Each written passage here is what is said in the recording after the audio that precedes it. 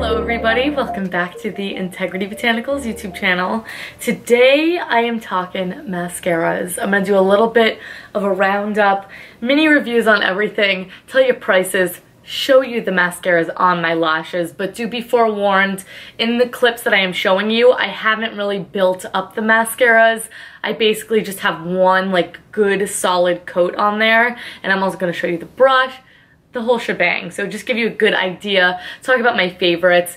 As you guys know, mascara is probably one of the most personal things, I think, when it comes to beauty. So take what I say with a grain of salt. You will see that the proof is sort of in the pudding. And I will also put out there that I have decently curled lashes naturally, as well as a decent length to my lashes as well. So just keep that in mind as far as the review goes. I would love to hear your opinions down in the comments down below, interact with each other, give opinions, and so on and so forth.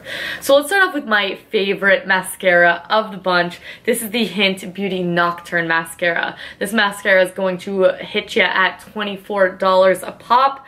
Completely worth every penny in my opinion. Lasts a good solid 3 months as well. But the brush on this is nice and thick. I like to compare this to something like the Revlon Grow Luscious mascara, if you guys are familiar with that. It was a drugstore option I loved probably, I don't know, over 6 years ago or something like that, but it really reminds me of that. This gives great length, definition. It's nice and black. I think the wear time on this is absolutely exceptional, and I do also think there's no flaking with this one. I noticed far less transfer than any other natural mascaras.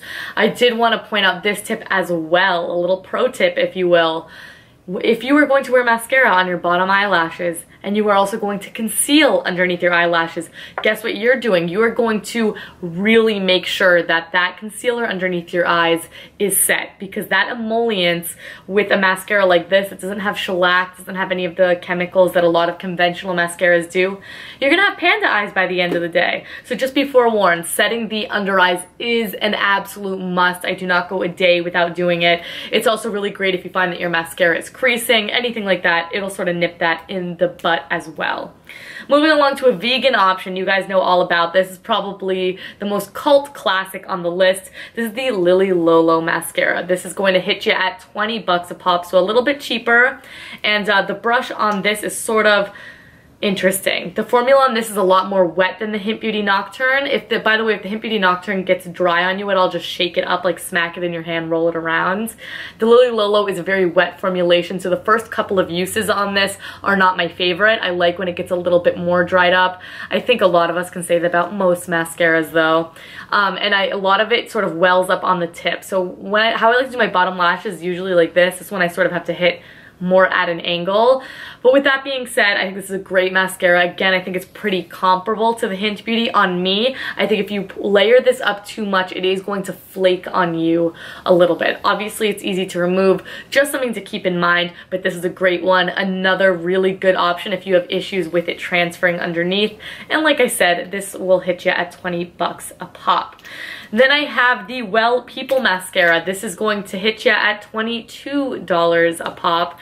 And the wand on this one is completely different. It's thin. It almost has like no product on it. It looks plastic, really plasticky and almost like sharp to the touch, like the Benefit Their Real mascara. That is what I would compare this to. Now this mascara is going to give you length for days and days and days. I do think the volume on this is quite nice as well. Not as nice as the Lolo in Hynt Beauty, just so you guys know. It all depends on sort of what you're looking for, but as far as length goes, there is few and far between that this holds up to. I will say though that this one, I think if you have an issue with transferring like big time and you're setting your under eyes, everything, you just have oily eyelids, maybe skip out on this one. I know that this is sort of notorious for doing that. On me personally, I'm cool with it. It doesn't really bother me at all whatsoever. I don't really have that issue, but if you do, this might be one to avoid. But for everyone else, this is the first mascara I tried getting into green beauty, and I was like, oh,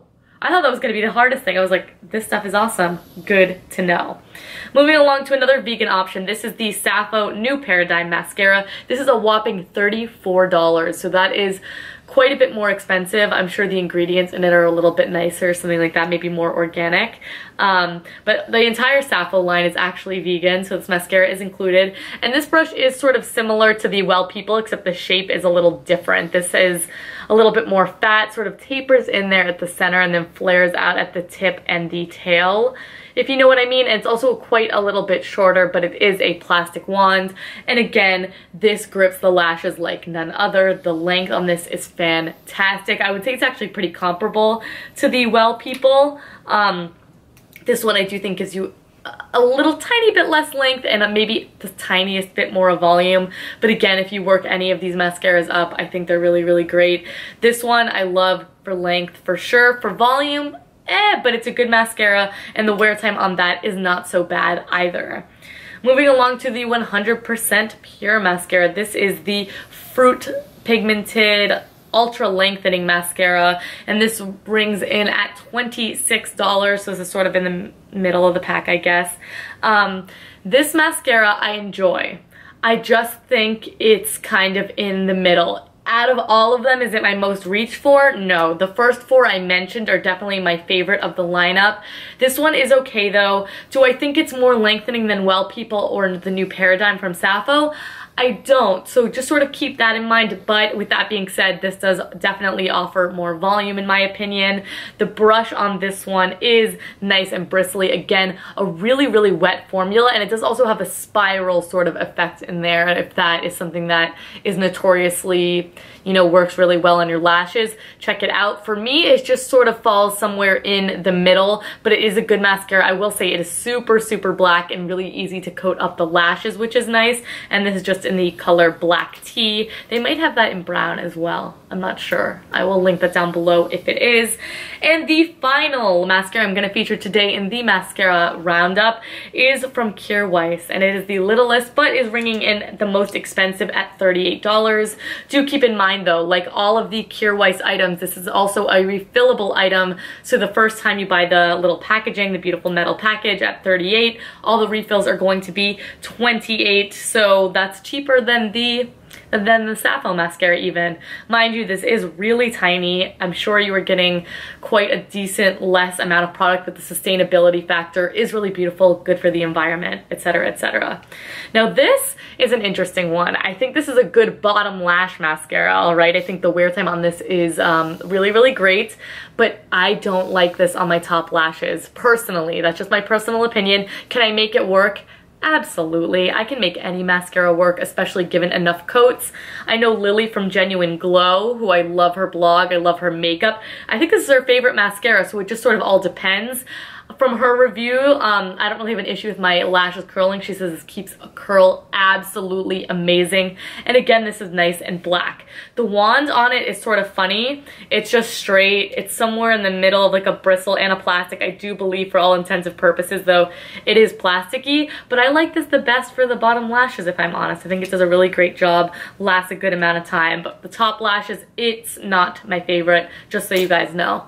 But that is it, you guys. That is the full mascara roundup. Just so you know, these are all my own personal opinions. I did swatch them on the lashes for you guys so you could see. Showed you the brushes just to go based off what worked for you for conventional mascaras and sort of, you know, take my word for it. Mascaras are just one of those things, you do have to try a few. You gotta kiss a few frogs before you find the one you love. But I really hope you guys found this helpful. I do think I missed the Antonym Lolo Lash 2 mascara, so I am gonna include a photo of my lashes and a mini review on that one down below in case that is of any interest to you. And maybe I will link some tutorials so you could see these in action as well, with me building up the lashes a little bit more intensely. But thank you guys so much for watching this video. As always, if I can fit the ingredients, they're going to be in that description box down below. But what's definitely going to be down there is every single product linked with price points, as well as any video links that I think would be helpful to you guys. And as always, our social media, it's down there all the time in case you guys didn't know. Follow us on Instagram or something. We'd appreciate it. And most importantly, please do give this video a big thumbs up and subscribe. I upload new videos here every single Monday and Friday. I don't want you guys to miss it. Please do leave me your video request down in the comments down below, and I will catch you in my next video. Bye!